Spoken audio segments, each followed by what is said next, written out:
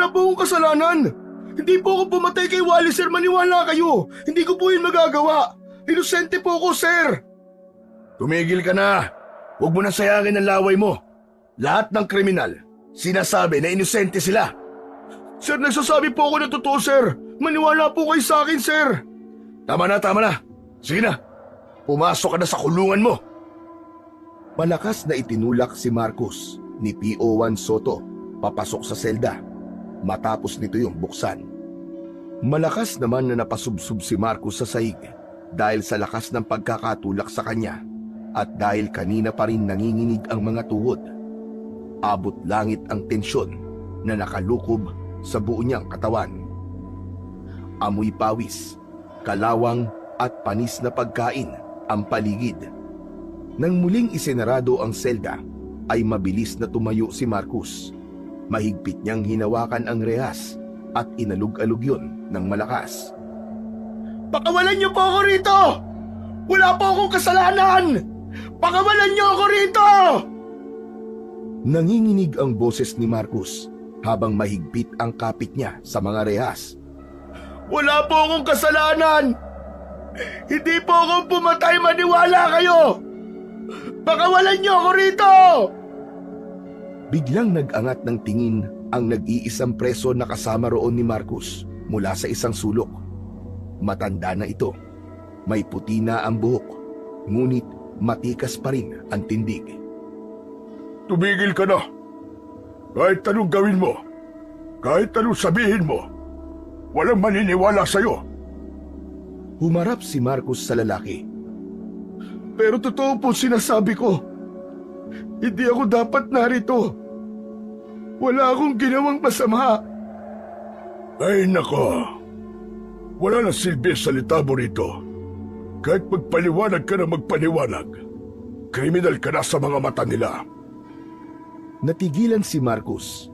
Ang walang tigil na pag-agos ng luha ay sinabayan ng malamig na pakiramdam ng kawalan ng pag-asa. Unti-unti siyang naupo sa malamig na sahig habang ang likod ay nakasandal sa rehas. Pero hindi ako dapat nandito. Wala talaga akong kasalanan. Napatulala si Marcos. Bumalik sa isip niya ang alaala ng gabing yon. Ang gabing nagpabago sa kanyang buhay. Nasa bahay noon si Marcos nang marinig niya ang sigaw ng kapitbahay na si Wally. Malakas at puno ng takot ang sigaw, kaya mabilis siyang tumakbo palabas habang dala ang itak na ginagamit sa pagtatrabaho bilang tagagapas ng damo. Puno ng kadiliman ang paligid, ngunit nakita niya si Wally na nakahandusay sa lupa. Wakwak ang tiyan nito habang may aswang na sinisipsip ang dugo nito sa leeg. Nang makita si Marcos ng aswang, ay siya naman ang inatake nito. Habang pilit niyang iniiwasan ang matatalim na kuko ng aswang, ay nawalan siya ng balanse at nasubsob sa bangkay ni Wally. Naramdaman niya ang malagkit na dugo sa kanyang muka at kamay. Bago pa siya muling makatayo, tumakbo na ang aswang palayo. Sa pagkakataon na yon, ay may mga taong dumating pero wala na ang aswang. At dahil siya ang nakita ng mga tao na nasa tabi ng bangkay ni Wally at may hawak pa siyang itak, ay siya ang pinagbintangan ng mga ito na pumatay kay Wally. Hindi kumibo si Antonio mula sa pagkakaupo niya sa sahig. Walang tigil ang pag-agos ng luha sa kanyang mga mata habang unti-unti niyang naramdaman ang bigat ng realidad na wala nang makikinig at maniniwala pa sa kanya. Unang gabi ni Marcos sa loob ng kulungan at tanging ang mga hilik ng kasama niyang preso ang kanyang naririnig. Nakahiga si Marcos sa maliit na higaan. Pilit ipinipikit ang mga mata, ngunit hindi niya magawang makatulog. Ang kanyang dibdib ay tila may mabigat na batong nakadagan. At ang mga alaala ng gabing yon ay paulit-ulit na bumabalik sa kanyang isipan. Ang dilim ng paligid, ang sigaw ni Wally at ang aswang. Lahat ng yun ay hinding-hindi niya makakalimutan habang siya ay nabubuhay. Kung hindi dahil sa aswang na yon, wala sana ako rito ngayon. Mariing pumikit si Marcus, ngunit lalo lang luminaw ang imahe ng aswang sa kanyang isipan. Naramdaman niya ang galit na bumangon sa kanyang dibdib. Parang apoy yun na lumalagablab at unti-unting nilamon ang takot at hinanakit niya. Makalabas lang talaga ako rito. Hahanapin at papatayin kitang hayop ka. Ngunit ang galit ay biglang napalitan ng hilakbot nang siya ay nakatulog na. Sa kanyang panaginip, naroon siya muli sa lugar kung saan natagpuan niya ang bangkay ni Wally. Maliwanag ang buwan at naroon ang aswang. Nakaluhod at sumisipsip ng dugo mula sa bangkay. Biglang lumingon ng aswang sa kanya at mabilis siyang sinugod. Biglang nagising si Marcus nang may yumugyug sa kanyang balikat. Sa pagmulat niya ay sumalubong sa kanya ang mukha ng preso na kasama niya sa selda. Binabangungot ka! Panay ang ungol mo! Kaya ginising na kita! Napaupo si Marcus sa sulok ng higaan. Itiniklop niya ang mga tuhod at niyakap ang mga yon habang malakas na nanginginig ang buo niyang katawan. Makinig ka sa akin, bata. Hindi ko alam kung ano ang kwento mo. Ngunit, mapapahamak ka rito kung magpapadala ka sa takot mo. Kung gusto mong mabuhay, matuto kang harapin kung ano man ang kinatatakutan mo. Hindi sumagot si Marcus. Patuloy lang siyang nanginginig. Ngunit sa kanyang isipan, unti-unti nang nabubuo ang isang plano at yun ay ang patayin ng aswang na dahilan kung bakit siya nasa loob ng kulungan. Pagsapit ng tanghali ay tinawag na ang mga preso para kumain. Lumabas na si Marcus sa kanyang selda at pagdating niya sa lugar kung saan sila kumakain ay sumalubong sa kanya ang nakakabinging ingay mula sa bungguan ng mga tray, palitan ng mura at halakhakan ng mga preso. Sa dulo ng pila, tahimik na nakatayo si Marcus habang bitbit ang isang tray na may bakas ng kalawang. Nang nasa unahan na siya, ay inabot sa kanya ng bantay ang isang platong may lugaw at kapirasong tuyo. Hindi na kumibo pa si Marcus, bagkus ay umalis na siya sa pila at nagtungo sa isang sulok ng kainan. Tahimik na naupo si Marcus habang nakayuko. Nakatingin lang siya sa kanyang pagkain, ngunit hindi pa man niya nagagalaw ang kanyang pagkain nang isang preso na may malaking katawan ang bigla na lang umagaw sa pagkain niya. Aalmasana si Marcus, pero pinanlakihan siya ng mga mata ng preso. Tila napako siya sa kinauupuan niya. Kita sa mukha ng preso ang tapang at yabang. Napansin niyang nagmamasid ang ibang preso na parang naghihintay kung lalaban ba siya o hindi. Ngunit sa huli, mas pinili na lang ni Marcus ang manahimik at yumuko. Tumatawang umalis ang presong kumuha ng pagkain ni Marcus. Pinigilan niyang maiyak ng sandaling yun kahit awang-awa na siya sa kanyang sarili. Habang tahimik na nilulunod ng emosyon si Marcus, isang lalaking nasa edad 50 anyos ang lumapit sa kanya. Umupo ito sa harapan niya at inilipag nito sa gitna ng lamesa ang dala nitong tray na may lugaw at tuyo. Hati na lang tayo rito sa pagkain ko, bata. Hindi kumibo si Marcus at hindi rin siya tumingin sa lalaki. Kailangan mong kumain. Isang beses lang tayo pinapakain dito kada araw. Tubig na lang ang magiging kakampi mo hanggang mamayang gabi. Ako nga pala si Antonio. Magkasama tayo sa selda. Tumingin si Marcus sa lalaki. Doon lang niya nakita ng maayos ang itsura ni Antonio dahil may kadiliman nga sa selda. Ikaw, bata, anong pangalan mo? Marcus. Alam mo, Marcus, ganito talaga dito. Kapag nakita ka nilang mahina ka, kakayang-kayanin ka nila. Dapat matuto kang maging matapang at ipakita sa kanila na hindi ka mahina. Ganyan din ako nung una ako rito. Pero sa loob ng halos 10 taon, nakasanayan ko na ang kalakaran dito. Hala, sige na. Kumain ka na. Di bali ng konti. Basta may laman ng tiyan.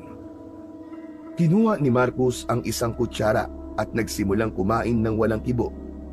Habang pinagsasaluhan nila ni Antonio ang lugaw at tuyo, ay ramdam niya ang hirap at takot sa kanyang bagong mundo. Kaya patuloy siyang nangako sa kanyang sarili na hindi siya magtatagal doon.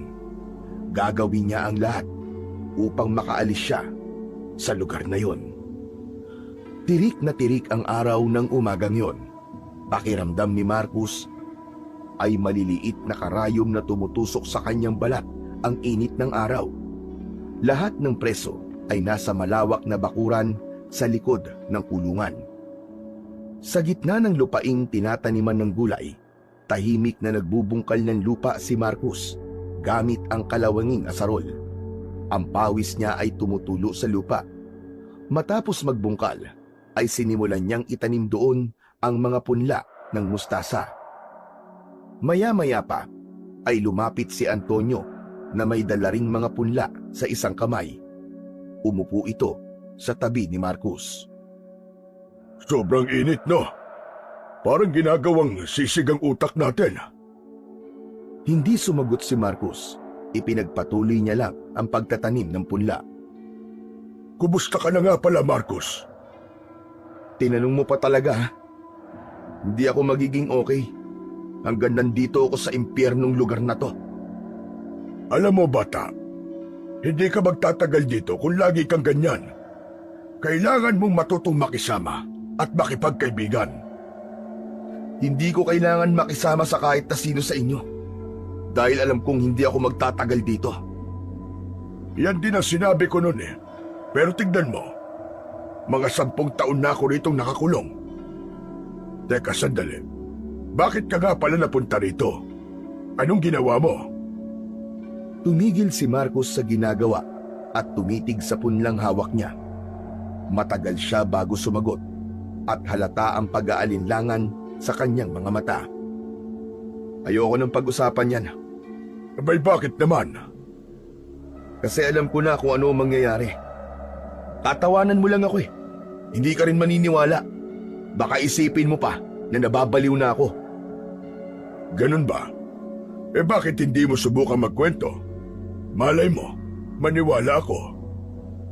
Saglit na natahimik si Marcos at pinakiramdaman niya ang sinseridad sa boses ni Antonio. Hindi niya alam kung dapat ba niyang sabihin ang totoo. Ngunit tila bumigat ang pakiramdam niya sa bawat segundong hindi niya sinasabi ang katotohanan sa iba. Alam niya na kailangan niya yung mailabas kahit paniwalaan man siya o hindi. Narinig ko ang isang sigaw ng kapitbahay naming si Wally nung gabing yon. Agad akong tumakbo papunta sa bahay niya habang may dala akong itak. Pagdating ko ron, nakita ko siya. Isang nilalang. Hindi tao. Ang itsura niya, mahaba ang dila. Pulang-pulang mga mata. Nakakakilabot. Aswang ba? Tama ka. Aswang ang nakita ko. Inatake niya ako pero bigla siyang tumakas. Nang dumating ang ibang tao, nakita nila akong puno ng dugo at may hawak na itak. Kaya yun, inakala nila na ako ang pumatay sa kapitbahay namin. Sinabi ko naman sa kanila na aswang ang pumatay kay Wally, pero walang naniwala sa akin ni isa. Tahimik na nakatitig si Antonio kay Marcos matapos marinig ang kwento niya. Tila nag-iisip ito ng malalim, ngunit walang sinasabi. Naging mabigat ang katahimikan sa pagitan nilang dalawa na nagdulot ng pagkairita kay Marcos. O ano? Kita mo na? Tama ako, di ba? Hindi ka naniniwala sa kwento ko. Nanatiling walang imik si Antonio at hindi nagbabago ang ekspresyon sa mukha nito. Sabi ko na nga, be, bakit pa kasi ako nagkwento sa'yo? Pareho ka lang din ng ibang tao. Iniisip mo ba ngayon na nasisiraan na ako ng ulo? Naniniwala ako sa'yo, Marcos. Hindi lang ako makapaniwala na halos pareho pala tayo ng pinagdaanan. Teka, anong ibig mong sabihin? Sa baryo namin ay isa akong manunugis ng aswang. Lihim yun at walang ibang nakakaalam kundi ako lang. Matagal ko nang ginagawa yun. Inaalam ko kung sino ang aswang sa lugar namin. At kapag natiyak ko na isang aswang ang isang tao, ay pinapatay ko kagad. Marami na akong napatay na aswang, Marcus. Pero isang gabi, may isa akong napatay na aswang. Babae siya. Matanda na. Nang matapos ko siyang patayin, ay bigla siyang bumalik sa anyong tao. At sa kamalas-malasan, may biglang nakakita sa akin. Nagkatinginan sila ni Marcus. Sa mga mata ni Antonio, nakita ni Marcus ang lungkot at bigat ng kwento nito. Wala akong nagawa ng sandaling yon. Sa paningin nila, tao ang pinatay ko. Pero hindi nila alam kung anong klaseng halimaw siya bago ko siya napaslang. Kaya heto ako ngayon, nakakulong tulad mo. Kung ganun, hindi pala ako nag-iisa. Hindi ka nag-iisa, Marcus. Kaya naniniwala ko sa kwento mo. Unti-unting nawala ang pag-aalinlangan ni Marcus kay Antonio. Sa pagkakataong yon, nagsimulang bumukas ang puso niya para magtiwala. Sa kabila ng lahat, naramdaman niya na hindi lang pala siya ang may ganung kwento na nakulong ng dahil sa isang aswang. Ang mga unang linggo ni Marcus sa kulungan ay nagmistulang isang bangungot na hindi niya kayang takasan. Araw-araw ay puno ng hamon mula sa masangsang na amoy ng selda, sa isang beses na pagkain kada araw, hanggang sa pang-aapi ng mga mas matatagal na preso. Minsan pa nga, bigla na lamang siyang sinisigawan ng mga yon, tinutulak o binabato ng kung ano-ano. Isang gabi, habang tahimik siyang nakaupo sa isang sulok, nilapitan siya ng 3 preso na kilala bilang siga sa kulungan. Binugbog siya ng mga yon ng walang dahilan, ngunit dumating si Antonio at iniligtas siya nito. Dahil sa insidenteng yon, unti-unting lumapit ang loob ni Marcus kay Antonio. Kay Antonio natagpuan ni Marcus ang proteksyon na kailangan niya habang nasa loob siya ng impyernong lugar na yon. Sa paglipas ng mga araw, ay natutunan ni Marcus ang pasikot-sikot ng buhay sa kulungan. Kasama si Antonio, natutunan niyang maging matalino sa pakikitungo. Sa mga gabing hindi makatulog si Marcus dahil sa bigat ng kanyang iniisip, si Antonio ang palagi niyang kasama. Sa kabila ng malamig at nakakatakot na mundo ng kulungan, natagpuan ni Marcus kay Antonio ang isang kaibigang maaasahan. Mabilis na lumipas ang mga taon. Nasanay na si Marcus sa buhay niya sa kulungan, ngunit hindi pa rin nawala sa utak niya na darating ang araw na makakalaya rin siya. Ang dating malinis na mukha niya ay nag-iba na. Humaba na ang kanyang balbas at kumapal na ang kanyang bigote. Ang dating patpati niyang katawan ay lumaki at nagkaroon na ng muscle dahil sa mabibigat na trabaho nila sa lugar na yon. Isang umaga, kagaya ng nakagawian, ay nasa taniman ng gulay si Marcus kasama ang ibang mga preso. Pawisan siya at halos tuyo na ang lalamunan sa sobrang uhaw habang nagbubungkal ng lupa gamit ang lumang asarol. Nasa tabi niya si Antonio na nagtatanim ng punla ng mustasa. Alam mo ba, Marcus, karamihan sa mga tao, hindi nila alam kung paano labanan ng mga aswang. Karamihan sa kanila ay takot agad ang pinapairal. Kaya siguro maraming nabibiktima ang mga pesting aswang na yon. Pero ikaw, paano mo nalaman ang tungkol sa mga aswang at kung paano sila labanan? Huwag mo akong tanungin kung paano. Napakahabang kwento nun. Pero ang natutunan ko, hindi sapat ang tapang para labanan sila. Kailangan ng talino at tamang sandata. Napahinto si Marcus sa pagbubungkal at tumingin kay Antonio. Bigla siyang nagkaroon ng interes sa pinag-uusapan nila. Talino at sandata? Anong ibig mong sabihin? Hindi basta-basta mga aswang. Hindi sila tulad ng mga kwentong pinaniniwalaan ng iba, Marcos. Mas mapanganib sila. Ang iba sa kanila ay kayang magbago ng anyo, maging hayop o kahit na anong nilalang. May ilan din na sobrang bilis. Ang iba naman, sobrang lakas. Pero lahat sila ay merong kahinaan. Kapag meron kang tamang sandata laban sa kanila, hinding-hindi sila mananalo sa iyo. Anong klaseng sandata? Banal na tubig? Aglipay na krus? Buntot ng pagi? Tama naman lahat ng sinabi mo. Pero hindi lahat ng aswang ay takot sa mga bagay na yan. May ilan na parang wala lang.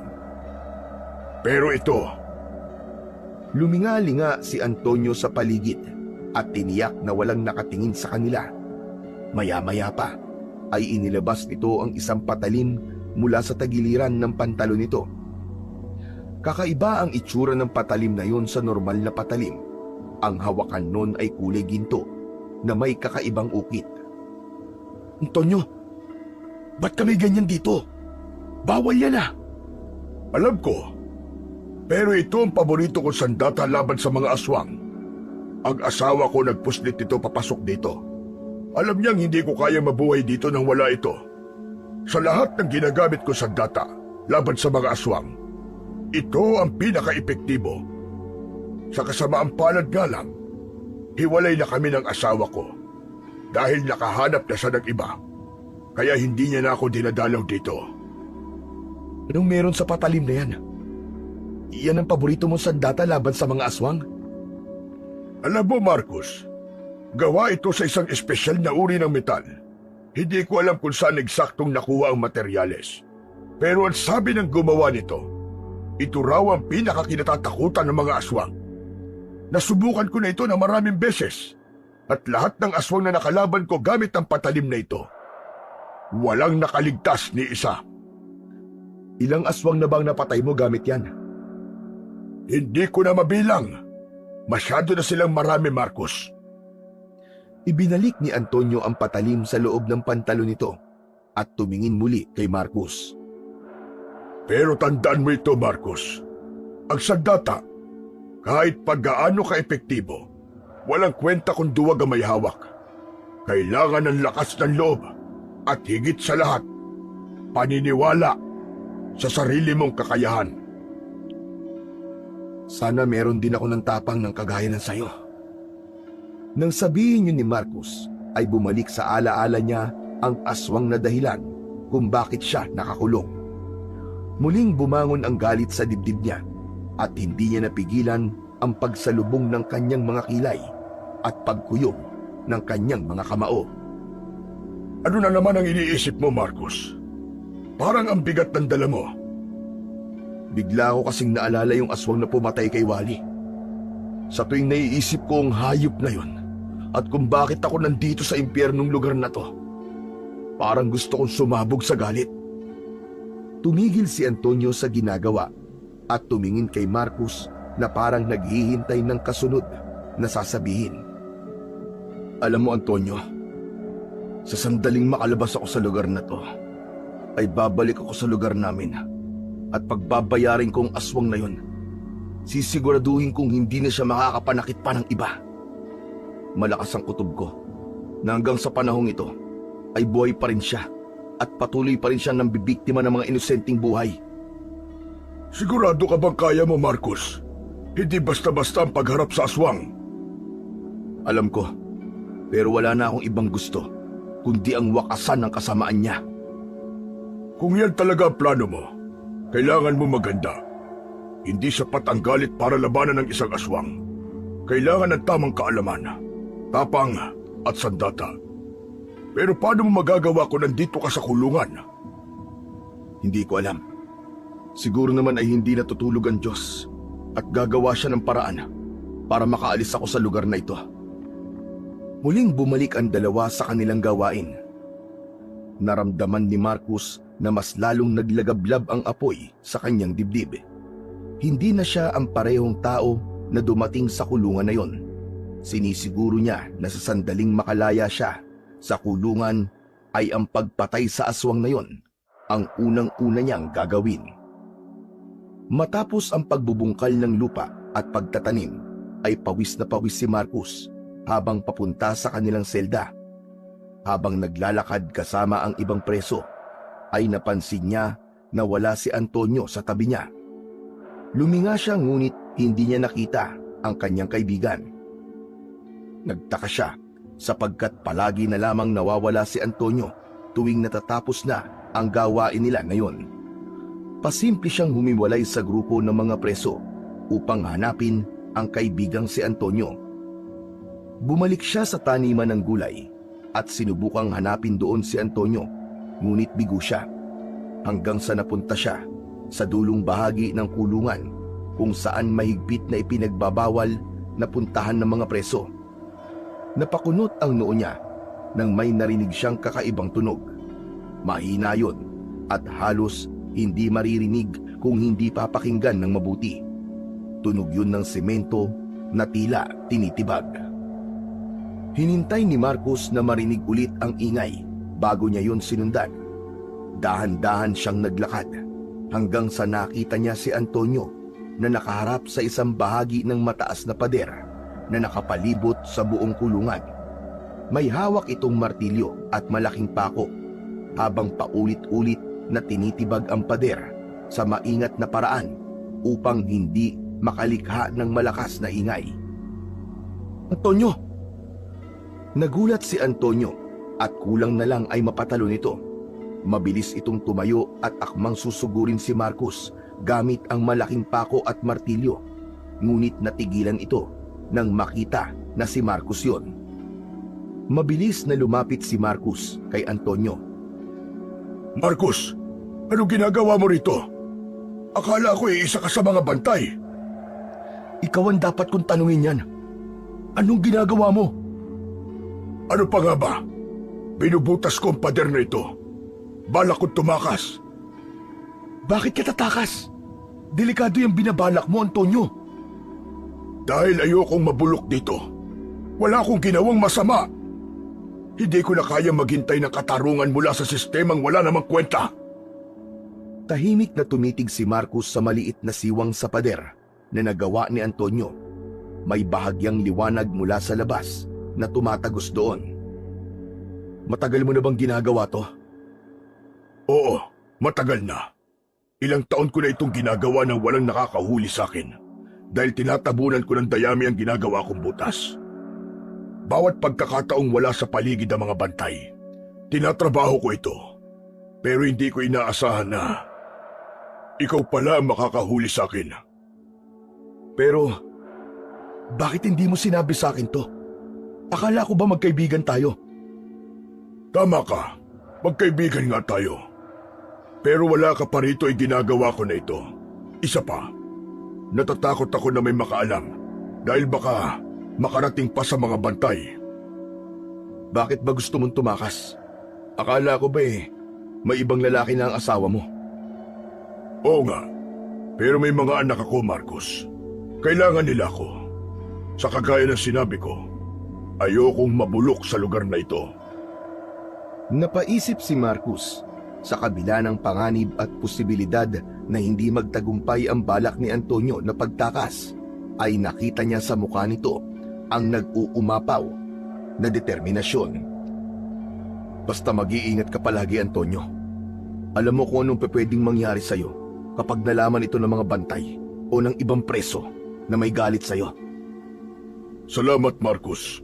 Pero sana, wala kang pagsasabihan ng ginagawa ko, kahit na sino. Wala kang dapat na alalahanin sa akin. Hindi kita ipapahamak. Dahil kaibigan kita. Sige na, bilisan mo na dyan at sumunod ka na sa akin.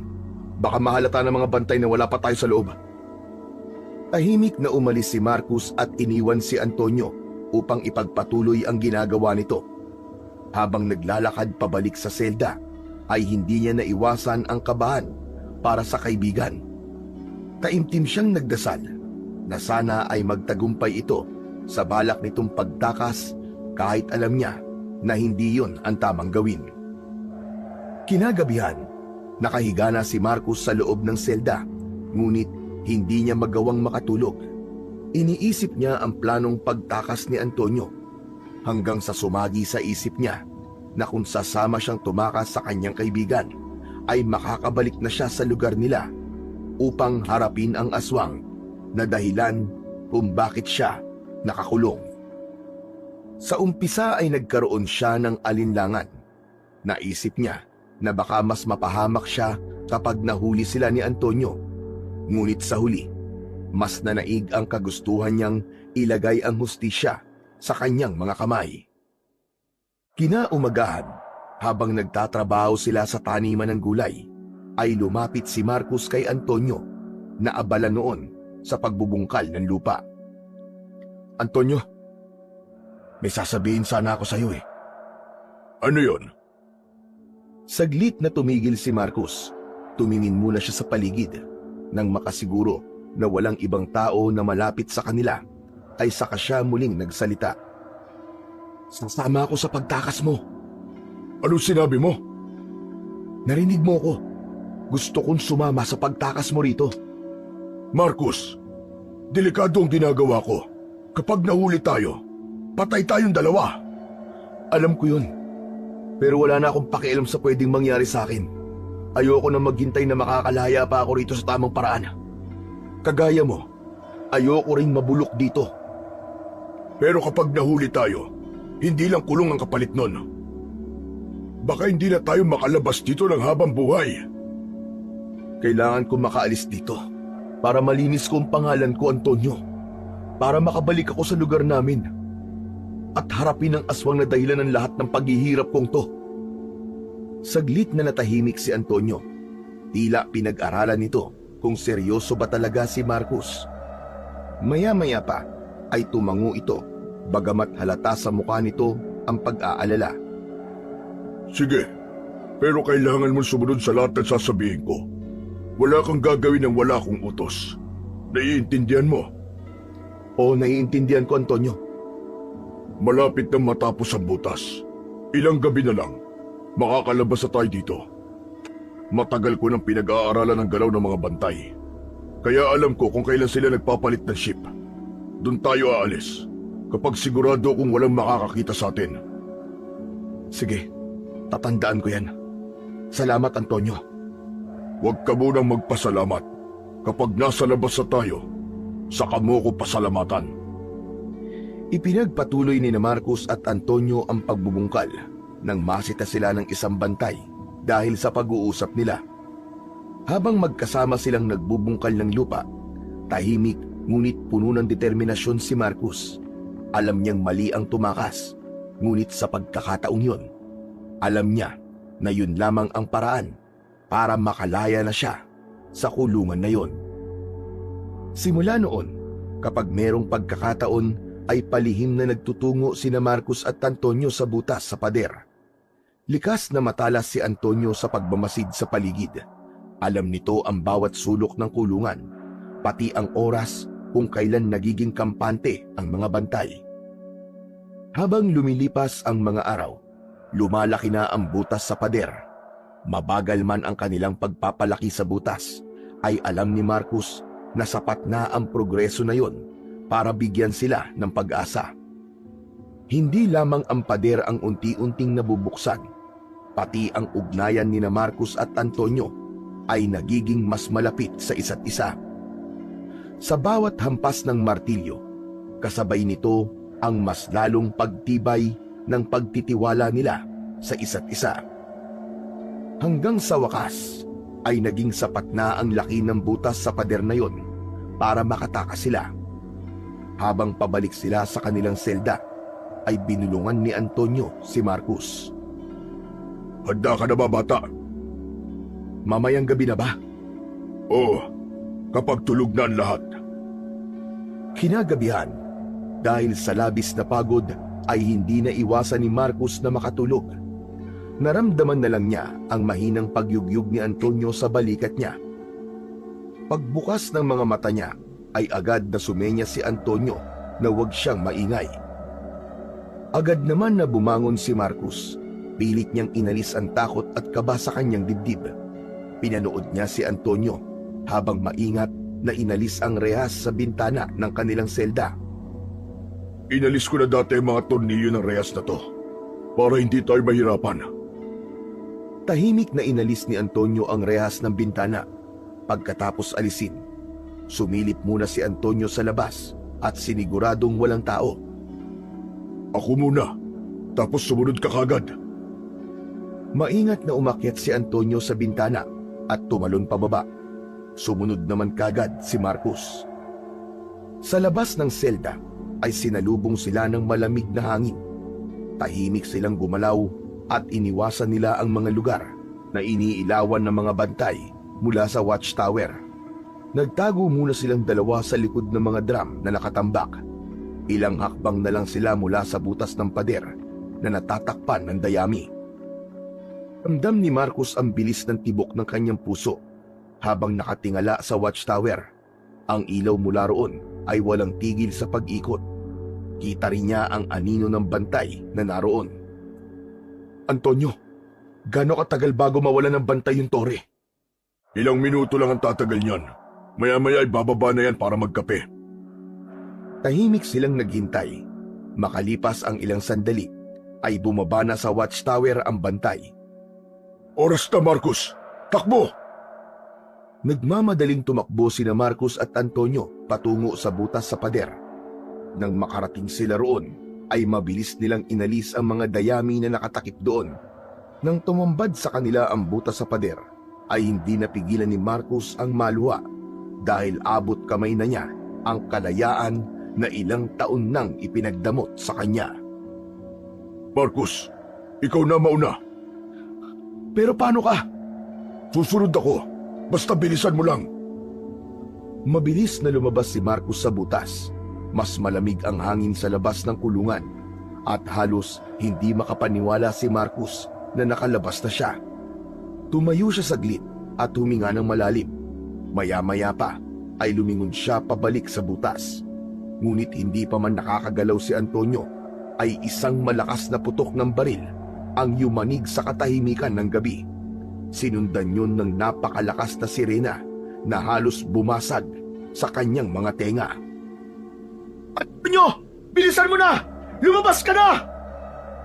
Mabilis na sumilip si Marcos sa butas at bumilis ang tibok ng puso niya nang nakita niya ang mga pulis na papalapit sa kinaroroonan ni Antonio. Babalikan sana ni Marcos si Antonio para tulungan pero pinigilan siya nito. Hindi! Diyan ka lang, Marcos! Huwag kang aalis dyan! Biglang hinugot ni Antonio ang patalim mula sa bewang nito at itinapon yun kay Marcos. Agad yung sinalo ni Marcos. Antonio, lumabas ka na rin! Malapit na sila! Bilisan mo! Huli na ang lahat para sa akin, Marcos. Halos hindi makapagsalita si Marcos. Sa kabila ng kaba at takot, ay hindi niya kayang iwanan ang taong tumulong sa kanya mula nang makulong siya. Hindi kita iiwan, Antonio. Magkasama tayong lalabas dito. Makinig ka sa akin, Marcos. Hindi ko na kailangan ng kalayaan. Ang kailangan ko, makaganti ka. Gamitin mo ang patalim na yan upang wakasan ang buhay ng aswang na gusto mong patayin. Narinig nila ang papalapit na yabag ng mga pulis. Sige na! Umalis ka na, Marcos! Tumakbo ka na! Mula sa butas ay kitang-kita ni Marcos kung paanong tutukan ng baril ng mga pulis si Antonio. Wala nang nagawa si Marcos ng mga oras na yon, kundi tumakbo kahit labag yun sa kanyang kalooban. Nasa isip niya na hindi niya pwedeng sayangin ang pagod ni Antonio ng ilang taon upang gawin ang butas na yon. Tumatakbo si Marcos sa talahiban. Ilang beses siyang nahiwa ng matatalas na talahib, ngunit hindi niya yon ininda. Agad niyang isinuksok ang patalim na ibinigay ni Antonio sa likod ng bulsa ng kanyang suot na pantalon. Hanggang isang malakas na putok ng baril ang yumanig sa buong pagkatao ni Marcos. Isang matalim na sakit ang naramdaman niya sa kanyang balikat nang tumama ang bala ng baril doon. Napatigil siya sa pagtakbo at napahawak sa bahagi kung saan tumama ang bala. Ramdam niya ang pagtagas ng mainit na dugo sa kanyang kamay. Hindi ko pwedeng biguin si Antonio. Hindi ako maaaring sumuko. Muling nagpatuloy sa pagtakbo si Marcus. Alam niya na nakasunod sa kanya ang mga bantay sa kulungan. Naging madulas at maputik na ang lupang kanyang tinatapakan hanggang sa biglaang natapilok siya at nawala ng balanse. Dumulas siya pababa sa gilid ng talahiban. Dire-diretso siyang bumulusok paibaba hanggang sa tuluyan siyang bumagsak sa ilog na may rumaragasang tubig. Malalim ang tubig sa ilog at agad na nilamon ng tubig si Marcus. Ngunit hindi siya pinanghinaan ng loob. Habang pinipilit niyang pumaibabaw sa tubig, ay naramdaman niya ang malakas na paghampas ng kanyang ulo sa malaking bato. Unti-unting nanlabo ang paningin ni Marcus hanggang sa tuluyan na siyang niyakap ng kadiliman habang inaanod siya ng malakas na agos ng tubig sa ilog. Nagising si Marcus sa malamig at mababaw na bahagi ng ilog. Kalat na ang liwanag sa paligid at ang sikat ng araw ay bahagyang pumapasok sa kanyang muka. Napasinghap siya ng malalim. Pakiramdam niya ay binigyan siya ng ikalawang buhay ng sandaling yun. Nang tumayo siya, ay naramdaman niya ang kirot sa kaliwang balikat. Agad niyang kinapa ang bulsa sa likod ng kanyang pantalon upang alamin kung naroon pa rin ang patalim na ibinigay sa kanya ni Antonio. Nakahinga siya ng maluwag nang malaman na hindi yun nawala nang anurin siya sa ilog. Bagamat masakit ang balikat mula sa tama ng bala, ay pilit pa rin naglakad si Marcus. Hindi pa rin siya makapaniwala na naging matagumpay ang pagtakas niya. Habang naglalakad sa gilid ng ilog, ay may nakitang maliit na kubo si Marcus. Lumapit siya sa kubo at ang hinala niya ay walang tao roon. May mga nakasampay na damit sa labas ng kubo. Hindi na siya nagdalawang isip na kumuha ng kupas na t-shirt at pantalon. Kinuha na rin niya ang lumang tsinelas na nasa gilid ng kubo at isinuot niya ang lahat ng yun. Pasensya na, pero kailangan kong gawin to. Ang basang damit niya ay itinapon niya sa ilog. Masakit pa rin ang kanyang balikat, ngunit mas pinili niyang magpatuloy sa paglalakad. Naglakad si Marcus ng walang tigil sa loob ng ilang oras. Kahit pagod na siya, ay hindi siya nagpahinga. Nang makarating siya sa bayan, ay doon na siya nakaramdam ng labis na panghihina dahil sa gutom. Napansin niya ang isang basurahan. Agad siyang lumapit doon at sinuyod ang mga naroon hanggang sa makakita siya ng isang piraso ng tinapay na hindi pa ubos. Pwede na to. Lamang tiyan na rin to. Pikit matang kinagat ni Marcus ang tinapay na yon. Hindi niya na pinansin ang alikabok o dumi na nakadikit sa tinapay. Sa bawat kagat niya sa tinapay ay mas lalong nagsumidhi ang kagustuhan niyang makarating sa kanilang baryo upang harapin ang aswang. Nang maubos ni Marcus ang tinapay, ay biglang pumasok sa isip niya si Antonio, ang huling tagpo ng kaibigan niyang nakataas ang mga kamay habang nakatutok ang mga baril dito ay hindi maalis sa kanyang isipan. Antonio, hindi kita bibiguin, kaibigan. Pinapangako ko yan. Itinuloy ni Marcus ang kanyang paglalakad. Paulit-ulit niyang sinabi sa sarili na hindi siya titigil hanggat hindi niya napagbabayad ang aswang na dahilan ng kanyang pagkakakulong. Makalipas ang ilang minuto, ay nakarating si Marcus sa isang bus station. Sumakay siya sa bus na bumabiyahe papunta sa kanilang baryo. Napansin niyang halos puno na ang loob nun, ngunit may isang bakanting upuan sa may likuran. Nagmamadali siyang umupo roon bago pa siya maunahan ng iba. Sa gilid ng upuan ay may nakasingit na tiket ng bus. Kinuha niya yun at inalis ang pagkakalukot. Bago umalis ang bus, ay nag-inspeksyon muna ang konduktor para sa mga pasahero na wala pang tiket. Mabilis naman na ipinakita ni Marcus ang tiket na nakita niya sa upuan nang tumapat sa kanya ang konduktor. Dahil sa dami ng tao, ay hindi na yun masyadong tiningnan pa ng konduktor. Nang umandar na ang bus, ay tahimik lamang si Marcus na nakatingin sa labas ng bintana. Makalipas ang ilang oras, tumigil ang bus sa isang kalsadang malapit sa baryo kung saan nakatira si Marcus. Nang sumigaw ang konduktor kung merong bababa roon, ay mag-isang bumaba si Marcus. Pagbaba niya ng bus, ay nakita niya na palubog na ang araw. Ang langit ay may bahid ng kahil at pula. Naisip niya na kailangan na niyang maglakad agad upang hindi siya abutin ng dilim. Mula sa kalsada, nagsimulang maglakad si Marcus papunta sa baryo nila.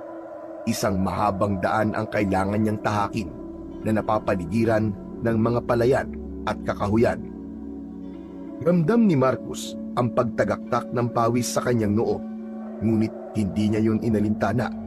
Ang makapal niyang balbas at bigote na hindi niya pa ginugupitan sa mga taon ng kanyang pagkakakulong ay sapat na upang maitago ang kanyang pagkakakilanlan. Lumaki rin ang kanyang katawan dahil sa trabaho sa kulungan, dahilan upang magmukha siyang ibang tao sa mata ng mga nakakakilala sa kanya.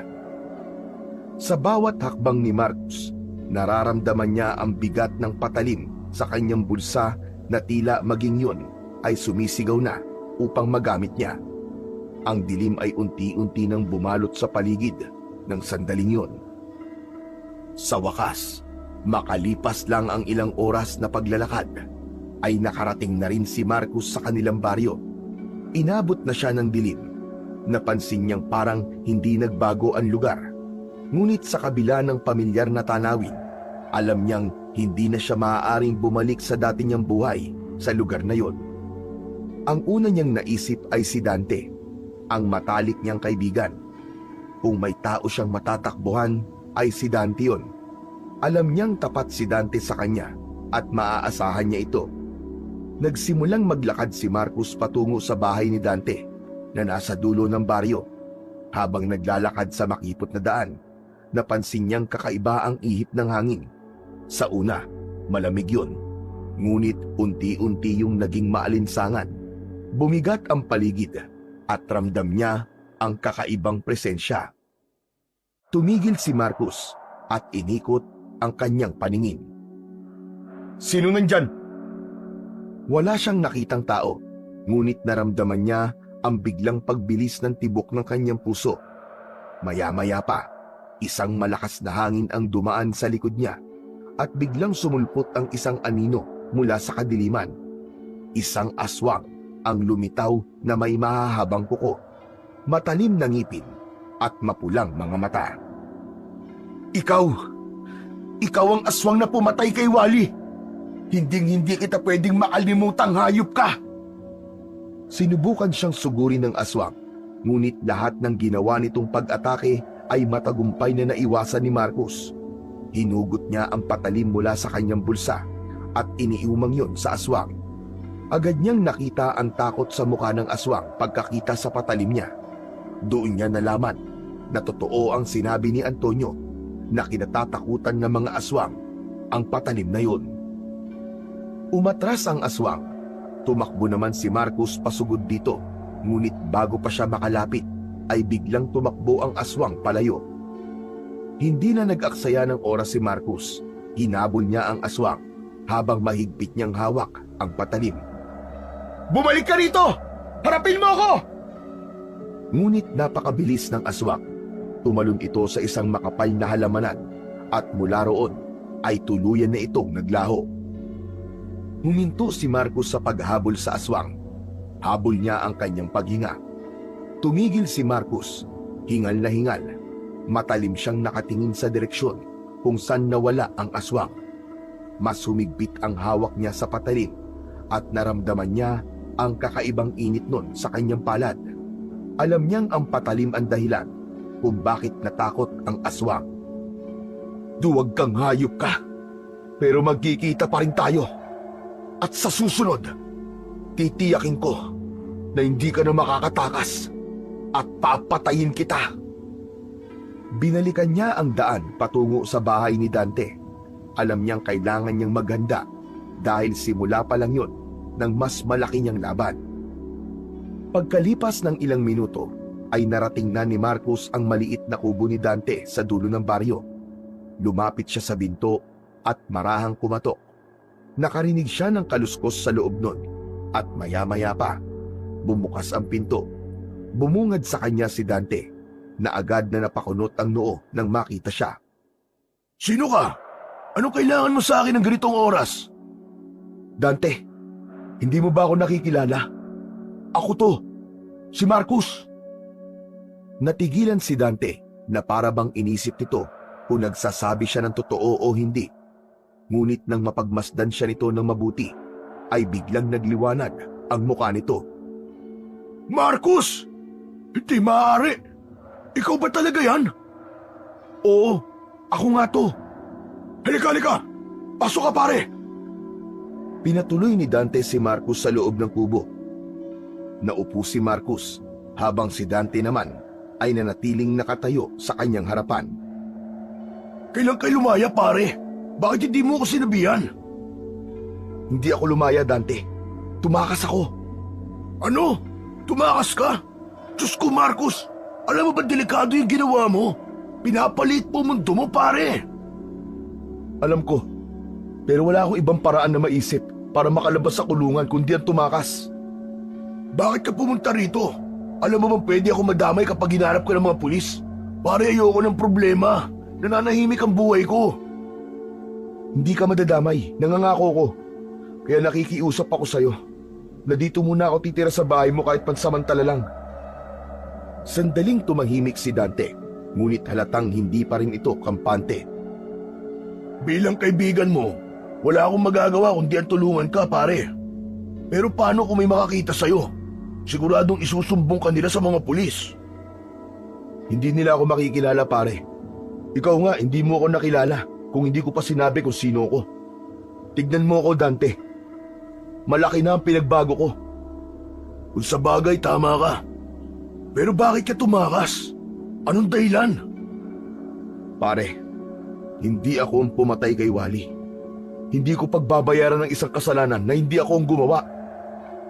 Pero pare malinaw ang lahat. Nakita nila. Ikaw ang kasama ni Wally nung gabing yun. Oo, kasama ko nga siya. Pero hindi ako ang pumatay sa kanya. Isang aswang ang pumatay sa kanya pare. Bahagyang natawa si Dante, ngunit halata ang nerbiyos sa tawa nito.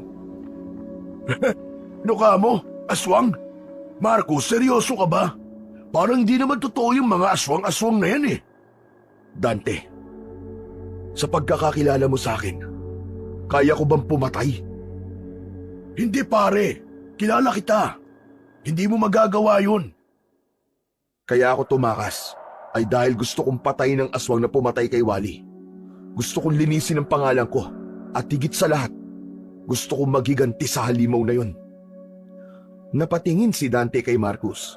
Baka sa mukha nito ang halo-halong emosyon, takot, pag-aalinlangan, ngunit may bahid din ng pangunawa. Diyos ko Marcus, ano ba tong pinasukan mo? Hindi mo kailangan maniwala sa akin ngayon. Pero nangangako ko na patutunayan ko sa lahat na totoong may aswang dito sa baryo natin. At yun ang pumatay kay Wally. Sige, dito ka muna pare. Pero sana alam mo ang ginagawa mo. Huwag ka mag-alala pare, dahil hindi ako magiging problema. Maraming salamat Dante ha. Hindi ako nagkamali ng taong nilapitan. Para kay Marcus ay malaking bagay para sa kanya na nasa kanya ang tiwala ng kaibigan niya. Maagang nagising si Marcus kinabukasan. Maingat niyang isinuksok ang patalim sa loob ng kanyang jacket. Isinuot niya ang isang lumang sombrero na nakita niya sa bahay ni Dante upang mas lalo pa niyang maitago kung sino talaga siya. Paglabas niya ng bahay ni Dante, tumambad sa kanya ang lugar na dati ay tinawag niyang tahanan. Ngunit sa pagkakataon na yon, alam niyang may isang halimaw na nagtatago sa lugar na yon. Tahimik siyang naglakad. Ang bawat taong nadadaanan niya ay pinagmamasdan niya ng mabuti. Ang kilos ng mga yon, mga galaw ng mata, at kung ano pang palatandaan na masasabi niya na aswang ang taong nakikita niya. Nagpatuloy si Marcus sa kanyang paglalakad. Sa huli, natagpuan niya ang sarili sa isang lumang tulay. Huminto siya at tumingin sa paligid habang ang kanyang mga mata ay nagbabaga sa galit. Hindi ka makapagtatago sa akin habang buhay. Hahanapin kita hanggang sa makita kita. Sa araw na yon ay bigo si Marcos na matagpuan ang aswang.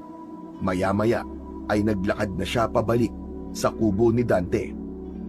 Pagbalik ni Marcos sa kubo ng kanyang kaibigan, ay bumungad sa kanya si Dante na halatang nag-aalala. Halos hilahin siya nito papasok sa bahay.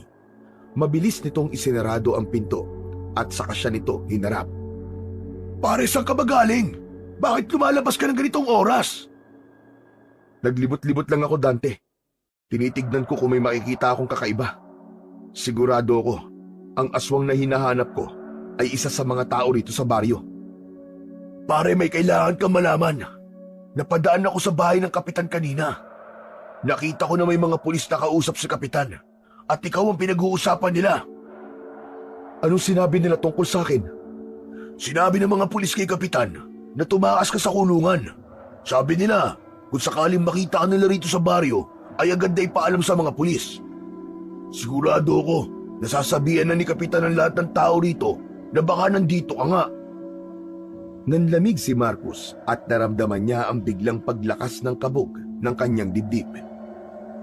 Pare, baka may makakita sa'yo at isumbong ako sa mga pulis.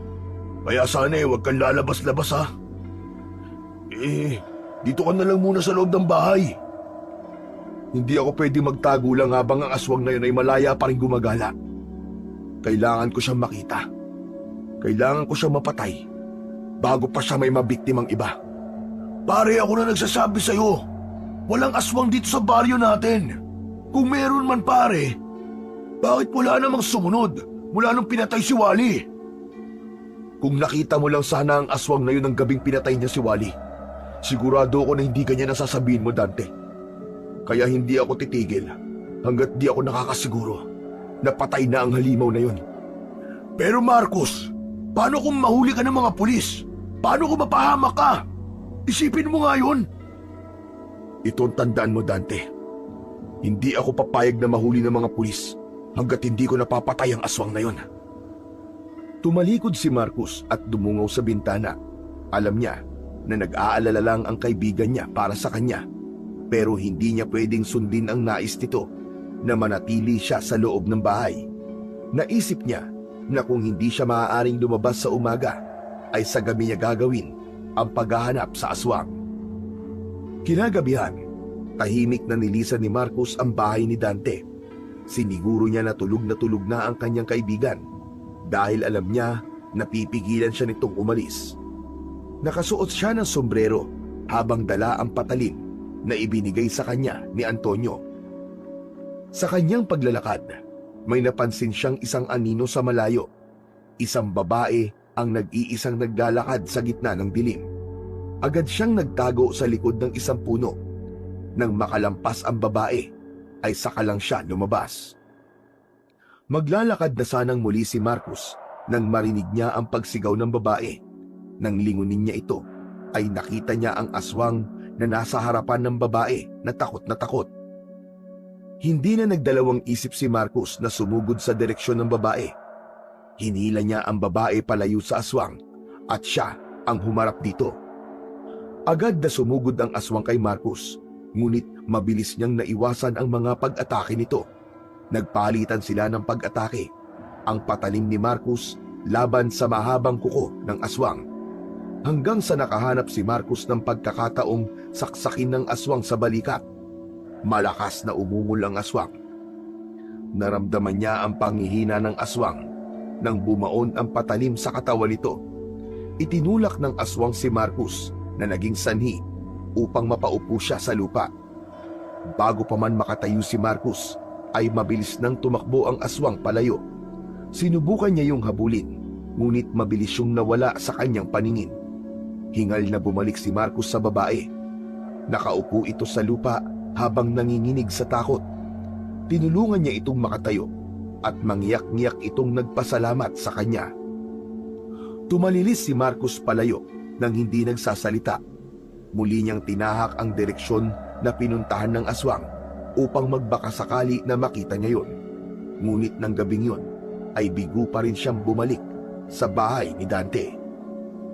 Kinaumagahan, ginising ni Dante si Marcus para kumain ng almusal. Nang dumulog siya sa hapagkainan, ay meron dong sinangag, pritong itlog at daing na bangus. Hindi rin nawala ang mainit na kape. Naging magana sa pagkain si Marcus ng umagang yon. Salamat sa pagkain, Dante. Alam mo ba, na walang ganito doon sa kulungan. Madalas ay lugaw ang kinakain namin doon tapos isang beses lang kami kumakain sa isang araw. Bukod pa doon, maghapon kaming pinagbubungkal ng lupa at pinagtatanim ng mga gulay. Grabe pala ang naranasan mo doon, pare. Siguro, kung ako nandun, ay mas gugustuhin ko rin tumakas. Pero hayaan mo, habang nandito ka, ay makakakain ka ng masasarap na pagkain. Sa gitna ng pag-uusap ng magkaibigan, ay narinig nila ang malakas na usapan ng mga nanay sa labas. Ayon sa isang nanay, ay ipinagkakalat ng isang babae na ang pangalan ay Erica na muntik na itong atakihin ng isang aswang noong nakaraang gabi. At may isang hindi kilalang lalaki ang nagligtas dito. Sabi naman ng isang nanay ay huwag maniwala sa kwento ni Erica dahil kilala yung marites o sinungaling at mahilig gumawa ng kwento upang mapag-usapan ito. Nagtama naman ang mga mata ni Marcus at Dante. Siguro naman narinig mo ang pinag-uusapan nila sa labas, Dante.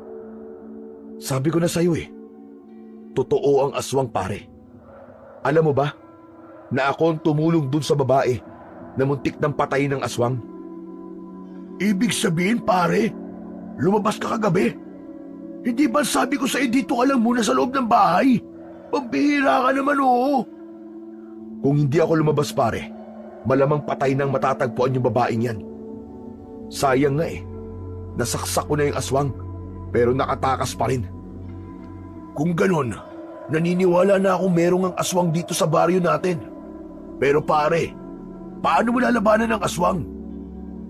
Tumayo si Marcus at kinuha sa ilalim ng kanyang unan ang patalim. Inilapag niya yon sa lamesa. Ito ang gagamitin ko para patayin ang aswang na yon. Saan mo naman nakuha to, pare? Sa isang kaibigan ko sa kulungan. Sinabi niya sa akin na mabisang sandata yan laban sa mga aswang. Pare, sigurado ka ba sa plano mo? Baka mapahamak ka lang. Wala na akong pakialam kung mapahamak man ako, Dante. Kailangan ko linisin ang pangalan ko. At ang tanging paraan para magawa ko yon ay patayin ang aswang na pumatay kay Wally. Kailangan kong patunayan sa lahat na meron talagang aswang dito. Hindi na muling nagsalita pa si Dante. Tahimik nilang tinapos ang kanilang almusal habang si Marcus naman ay nag-iisip ng kanyang susunod na hakbang. Gabi-gabing umaalis si Marcus sa bahay ni Dante at palagi niyang dala ang patalim na ibinigay sa kanya ni Antonio. Sinusuong niya ang bawat sulok ng baryo upang hanapin ang nasabing aswang. Palagi siyang umaasa na muli niya yung makakaharap. Ngunit ilang gabi na niyang hindi nakikita ang aswang.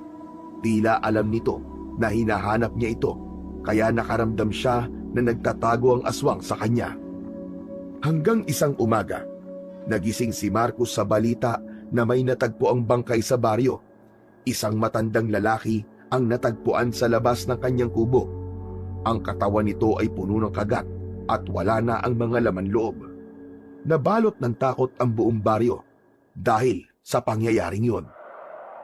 Nang sumunod na umaga, isa na namang balita ang gumulat sa baryo. Isang dalagitang magbubukid ang natagpuan sa gitna ng palayan na walang buhay.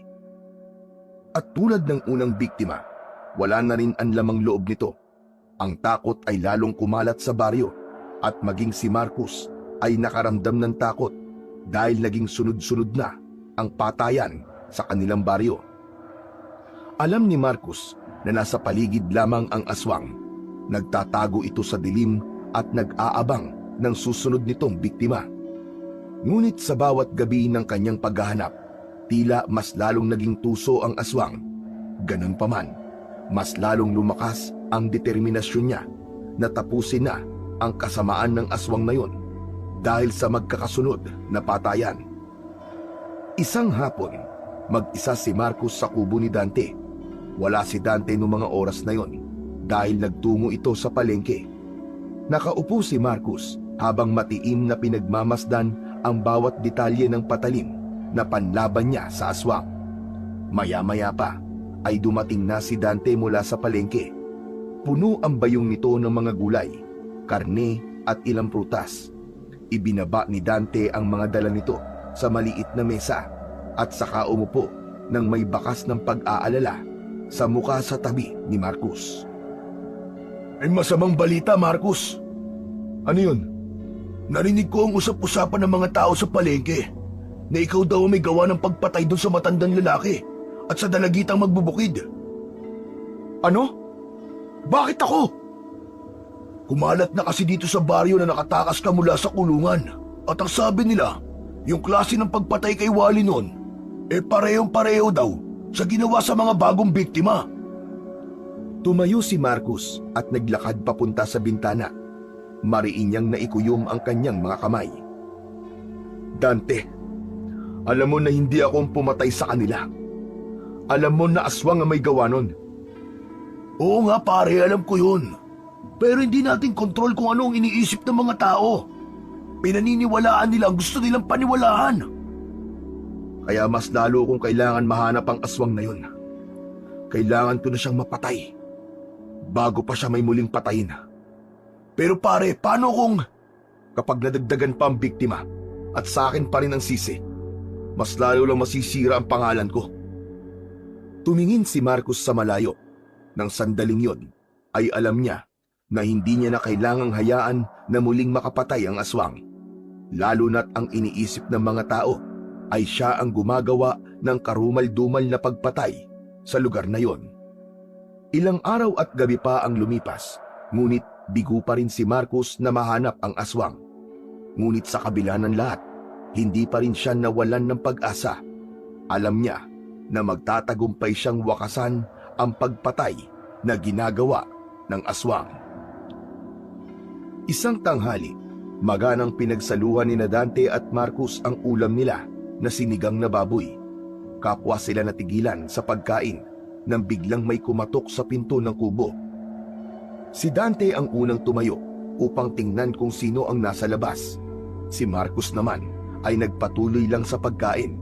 Nagtungo ito sa nakasaradong pinto at marahan niyong binuksan.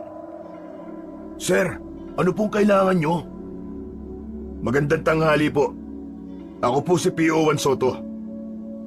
Ako naman po si Dante, sir. Agad na nanlamig si Marcus. Ang pangalan na yon ay tila kidlat na tumama sa kanyang isipan.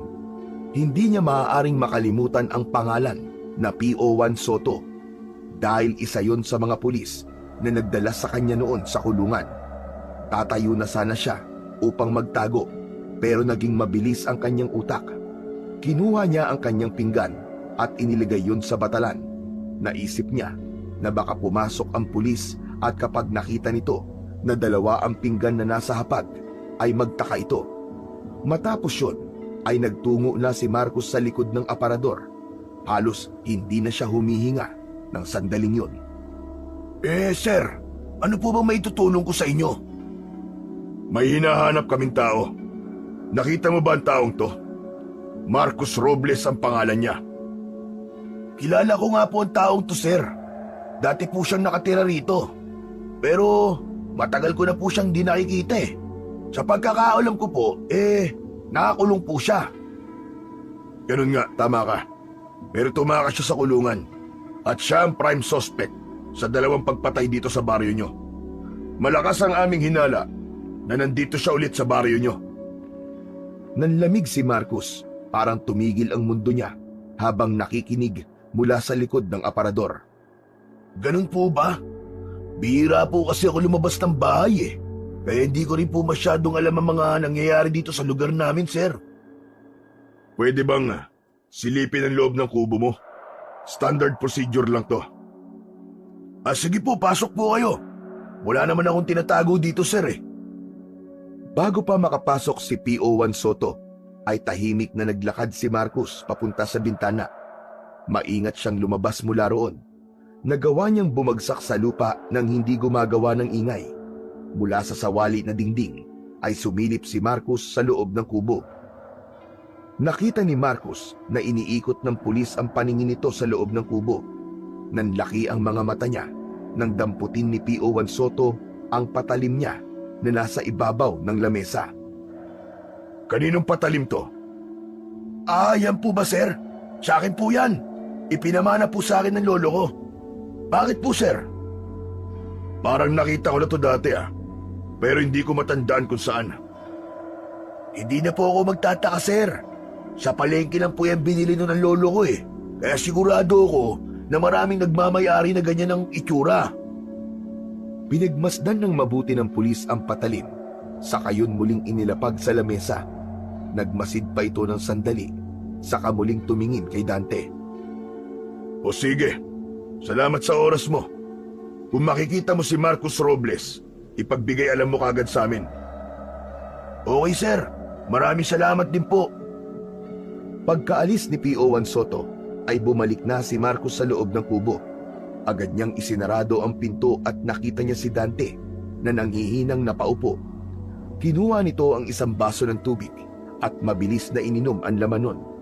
Umupo na rin si Marcus sa tapat ng kanyang kaibigan. Pare, patawarin mo ako kung hinayaan ko makapasok yung pulis dito Hindi ko na kasi alam ang gagawin ko Tama lang ang ginawa mo, Dante.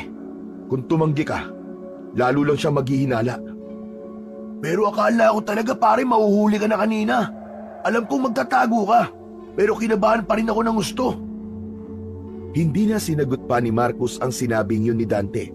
Maging kasi siya ay kinabahan din sa biglaang pagdating ni P.O. Juan Soto. Ano ba talaga ang plano mo, pare? Habang tumatagal, parang mas lumalala ang sitwasyon. 2 tao na ang namamatay at ikaw ang sinisisi ng mga tao. Natatakot na ako kung ano pa ang susunod na mangyayari. Hindi agad sumagot si Marcus. Pinagmasdan niya ang patalim na nakapatong sa ibabaw ng lamesa. Malalim siya nag-isip at bakas sa kanyang muka ang bigat ng kanyang dinadala. Dante, may dahilan kung bakit ako bumalik dito at kailangan kong maisakatuparan ang dahilan na yon bago pa may sumunod na biktima ang aswang na yon. Pero nararamdaman ko, malapit na akong magtagumpay. Mapapatay ko rin ang aswang dito sa baryo natin. Dinampot ni Marcus ang patalim at tiningnan yon ng mabuti. Sa utak niya ay naglalaro kung paano niya papaslangin ng aswang gamit ang hawak niyang sandata. Isang hapon, habang abala si Marcus sa pagsasaing, ay dumating si Dante na may bitbit na isang bote ng matapang na alak at sisig. Napansin ni Marcus ang saya sa mukha ng kanyang kaibigan. Pare, may dala akong alak at pulutan Mamayang gabi, mag-inuman tayo. Sa ibang araw na lang siguro, Dante. Alam mo naman na tuwing gabi tinutugis ko yung aswang Nakakapagtampo ka naman, pare. Nakalimutan mo na yata Kaarawan ko ngayon. Di ka pa pwedeng magpahinga kahit sang gabi lang. Birthday ko naman, pare. Pasensya ka na, Dante. Nakalimutan ko. Oo na, sige na. Mamayang gabi mag-iinom tayo.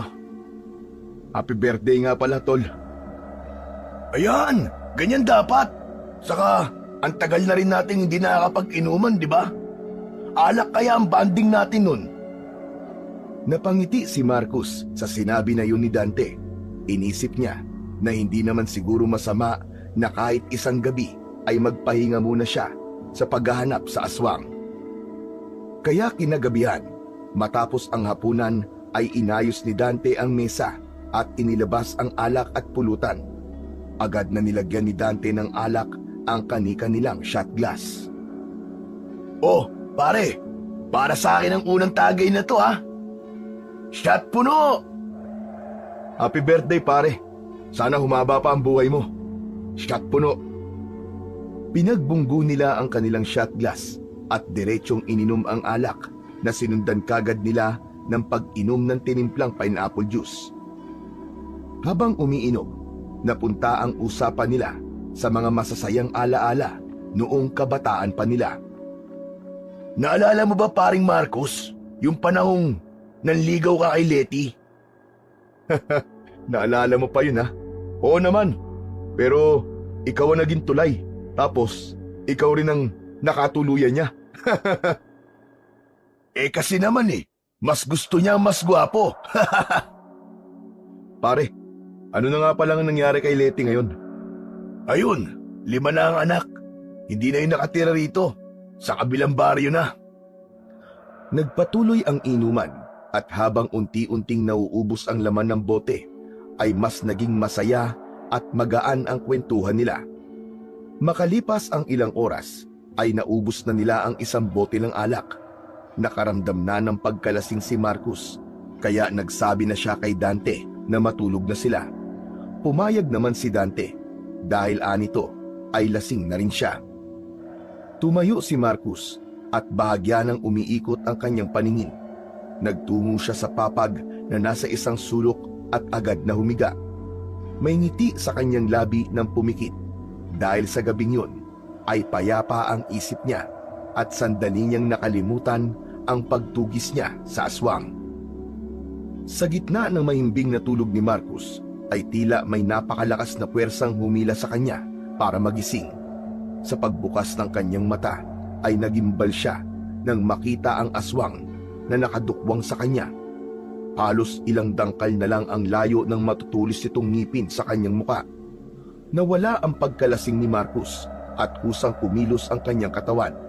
Mabilis niyang inabot ang patalim na nakasiksik sa ilalim ng kanyang unan. Nang makita niyang susunggaban siya ng aswang, ay sinalubong niya ito ng malalim na saksak sa dibdib. Lumayo kay Marcos ang aswang na halatang nasaktan. Napasiksik ito sa isang sulok ng kubo. Biglang naalala ni Marcos si Dante at nang hindi niya nakita sa loob ng kubo ang kaibigan, ay nagkaroon siya ng masamang kutob. Nasaan si Dante?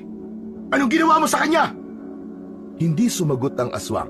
Bagkus ay bigla itong tumalon palabas ng bintana.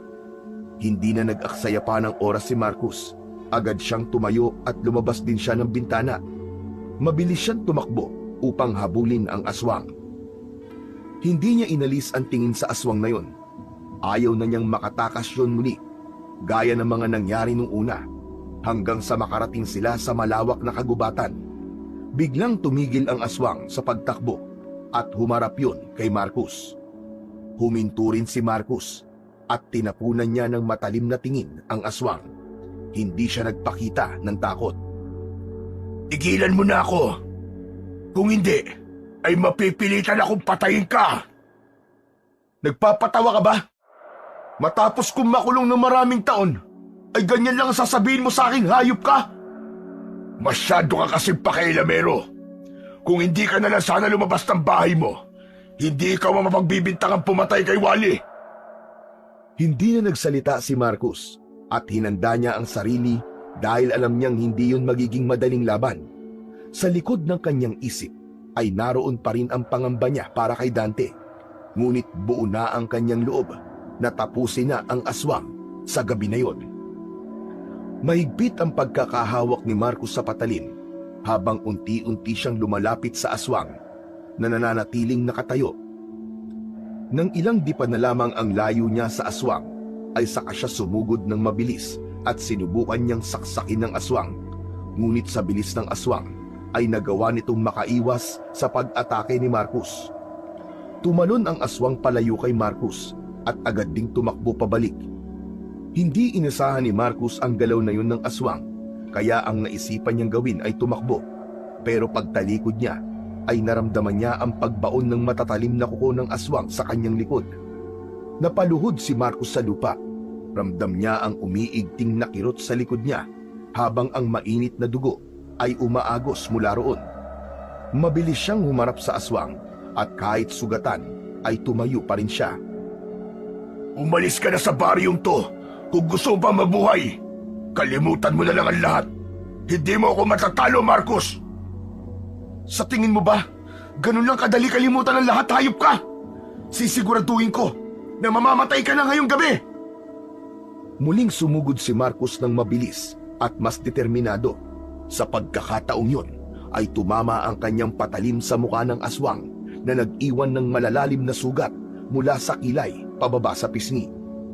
Napasigaw ang aswang sa labis na sakit.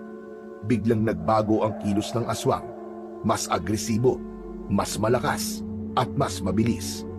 Sinugod nito si Marcos at bago pa man siya makaiwas, ay naramdaman niyang hawak na ng aswang ang kanyang leeg. Isinandal siya nito sa isang malaking puno. Naramdaman ni Marcos ang higpit ng pagkakasakal ng aswang sa kanyang leeg habang itinataas siya nito mula sa lupa. Habang tumatagal, ay pahigpit ng pahigpit ang pagkakasakal ng aswang kay Marcos. Ngunit hindi pa rin siya nawalan ng pag-asa. Kahit pakiramdam niya, ay mawawala na siya ng ulirat ng sandaling yon. Hindi ko intensyon na pumatay ng kahit na sino nung bumalik ka sa baryong to, Marcos. Ginawa ko lang yon para muli kang paghinalaan ng mga tao. Gusto ko lang na umalis ka na rito. Biglang pumailan lang ang dalawang magkakasunod na putok ng baril. Nanlaki ang mata ng aswang at naramdaman ni Marcos ang pagbitiw nito sa kanyang leeg. Muling tumapak ang mga paa niya sa lupa. Hindi na nag-aksaya pa ng oras si Marcos at nilaslas niya ang leeg ng aswang gamit ang patalim. Sumirit ang dugo nito at padapa itong bumagsak sa lupa. Doon niya nakita ang dalawang tama ng bala ng baril sa likod ng aswang. Hanggang sa nakita ni Marcos si PO1 Soto na may hawak na baril at naglalakad palapit sa kanya. Nakaramdam ng kaba si Marcos at inisip niya na tumakas sa pulis, pero tila may kung anong pumigil sa kanya para gawin niya yon. Bakit mo ako tinulungan? Nang makita ko ang patalim sa bahay ni Dante, ay naging pamilya rin sa akin. Pagkaalis ko sa bahay na yon, ay doon ko naalala na minsan ko nang nakita yun kay Antonio. Hindi ko siya sinita kasi alam ko naman na hindi mahilig sa gulo si Antonio sa loob ng kulungan. Alam kong pamilyar yon at doon ko napagtanto na baka ibinigay sa iyo ni Antonio ang patalim niya nung tumakas ka. Nagmanman ako kanina sa labas ng bahay ni Dante hanggang sa nakita ko na may aswang na lumabas sa bintana at sinundan ko yon. Ngayon, naniniwala na ako sa iyo, Marcos. Totoo nga ang aswang at hindi ka ang pumatay noon kay Wally at sa iba pa. Sa gitna ng pagsasalita ni PO1 Soto, ay napansin nila na unti-unting nagbago ang anyo ng nakadapang aswang hanggang sa tuluyan na yung bumalik sa pagiging tao. Sa wakas, malalaman na natin kung sino ang hayop na aswang na to. Lumapit si Marcos sa katawan at itinihaya niya yon upang makita nila kung sino yon. Ganun na lang ang pagkagimbal niya nang makita ang muka ng aswang. Dante? Hindi! Hindi! Hindi maaari! Dante! Bakit? Dante! Agad na niyakap ni Marcos ang walang buhay na katawan ni Dante habang walang tigil ang pagdaloy ng kanyang mga luha. Patawarin mo ako, Tol! Hindi ko alam! Hindi ko alam!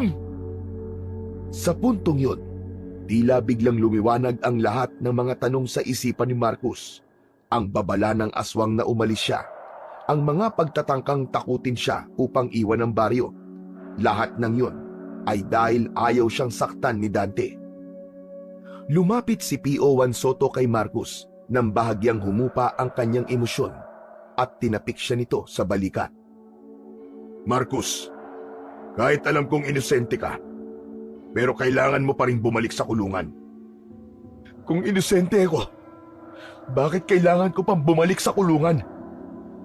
Kailangan nating sundin ang tamang proseso. Alam kong hindi ka nagkasala, ngunit may sistema tayong kailangan respetuhin. May kapatid akong abogado at mahusay siya. Kakausapin ko siya para tulungan ka. At nangangako ko, Marcos, titestigo ko para patunayan na wala kang kasalanan. Tahimik na tumango si Marcos. Pinunasan niya ang kanyang mga luha at hinawakan ang malamig na kamay ni Dante sa huling pagkakataon. Patawad, Dante. Sana, sa kabila ng lahat ng to, mahanap mo ang kapayapaan. Tahimik na nanatili si P.O. Juan Soto sa tabi ni Marcos at hinayaan lang siya nitong ipagluksa ang kamatayan ng kanyang matalik na kaibigan sa sarili niyang mga kamay. Agad na ibinalik ni P.O. Juan Soto si Marcos sa kulungan kasama ang bigat ng kanyang konsensya at ang alaala ng pagkakaibigang nasira dahil sa isang malupit na katotohanan. Sa kulungan ay muling nagkita sina Marcos at Antonio. Doon ay sinabi ni Marcos ang buong pangyayari, kung paano niya napatay ang aswang at kung paano niya nalaman na ang nilalang na yun ay ang matalik niyang kaibigang si Dante. Malungkot si Antonio sa narinig, ngunit nagbigay ito ng lakas ng loob kay Marcos na magpatuloy at harapin ang bukas. Sa tulong ng abogadong kapatid ni P.O. Juan Soto, muling binuksan ang kaso ni Marcos. Sa mga testimonya at mga ebidensyang nakalap, ay nagpatunay na walang sala si Marcos. Pagkalipas lamang ng ilang buwan, tuluyan nang nakalaya sa kulungan si Marcos.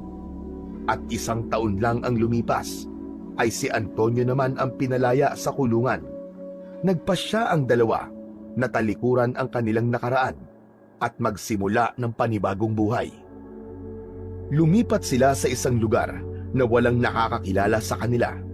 Dala ang pag-asang maitatama nila ang kanilang mga pagkakamali at muling makakahanap ng katahimikan at kapayapaan.